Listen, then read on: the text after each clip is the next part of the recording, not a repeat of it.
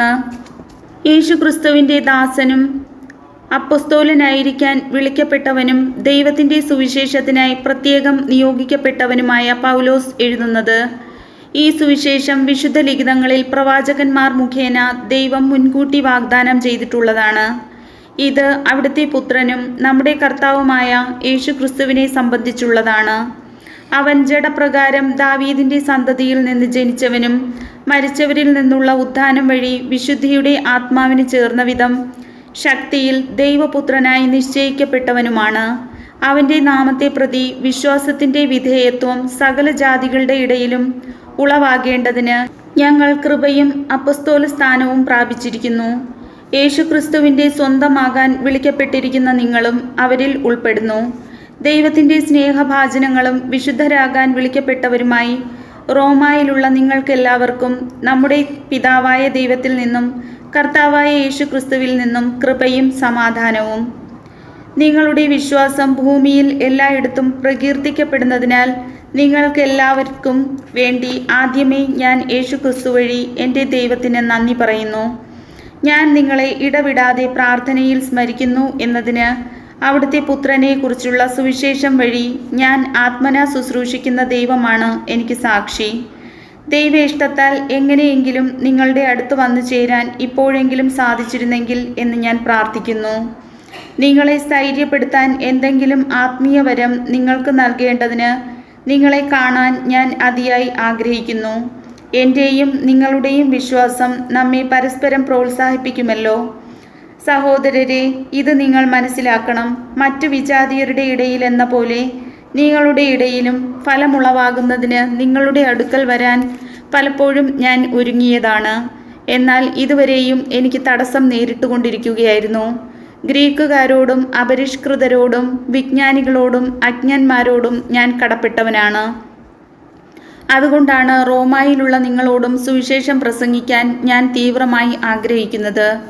സുവിശേഷത്തെപ്പറ്റി ഞാൻ ലജ്ജിക്കുന്നില്ല. എന്തെന്നാൽ വിശ്വസിക്കുന്ന ഏവർക്കും, ആദ്യം യഹൂദർക്കും പിന്നീട് ഗ്രീക്കുകാർക്കും അത് രക്ഷയിലേക്ക് നയിക്കുന്ന ദൈവശക്തിയാണ്. അതിൽ വിശ്വാസത്തിൽ നിന്ന് വിശ്വാസത്തിലേക്ക് നയിക്കുന്ന ദൈവത്തിൻ്റെ നീതി വെളിപ്പെട്ടിരിക്കുന്നു. നീതിമാൻ വിശ്വാസം വഴി ജീവിക്കും എന്നെഴുതപ്പെട്ടിരിക്കുന്നുവല്ലോ. മനുഷ്യരുടെ സകല ദുഷ്ടതയ്ക്കും അനീതിക്കുമെതിരായി ദൈവത്തിൻ്റെ ക്രോധം ആകാശത്തു നിന്ന് പ്രത്യക്ഷപ്പെടുന്നു. അവർ തങ്ങളുടെ അനീതിയിൽ സത്യത്തെ തളച്ചിടുന്നു. ദൈവത്തെക്കുറിച്ച് അറിയാൻ കഴിയുന്നതൊക്കെ അവർക്ക് വ്യക്തമായി അറിയാം. ദൈവം അവയെല്ലാം അവർക്ക് വെളിപ്പെടുത്തിയിട്ടുണ്ട്. ലോക സൃഷ്ടി മുതൽ ദൈവത്തിൻ്റെ അദൃശ്യ പ്രകൃതി, അതായത് അവിടുത്തെ അനന്തശക്തിയും ദൈവത്വവും സൃഷ്ടവസ്തുക്കളിലൂടെ സ്പഷ്ടമായി അറിഞ്ഞിട്ടുണ്ട്. അതുകൊണ്ട് അവർക്ക് ഒഴികഴിവില്ല.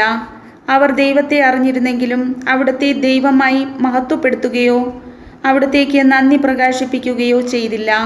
മറിച്ച് അവരുടെ യുക്തി വിചാരങ്ങൾ നിഷ്ഫലമായി തീരുകയും വിവേകരഹിതമായ ഹൃദയം അന്ധകാരത്തിലേക്ക് പോവുകയും ചെയ്തു. ജ്ഞാനികളെന്ന് അവകാശപ്പെട്ടുകൊണ്ട് അവർ ഭോഷന്മാരായി തീർന്നു. അവർ അനശ്വരനായ ദൈവത്തിൻ്റെ മഹത്വം നശ്വരനായ മനുഷ്യൻ്റെയോ പക്ഷികളുടെയോ മൃഗങ്ങളുടെയോ ഇഴജന്തുക്കളുടെയോ സാദൃശ്യമുള്ള വിഗ്രഹങ്ങൾക്ക് കൈമാറി. അതുകൊണ്ട് ദൈവം അവരെ തങ്ങളുടെ ഭോഗാസക്തികളോടുകൂടെ ശരീരങ്ങൾ പരസ്പരം അപമാനിതമാക്കുന്നതിന് അശുദ്ധിക്ക് വിട്ടുകൊടുത്തു.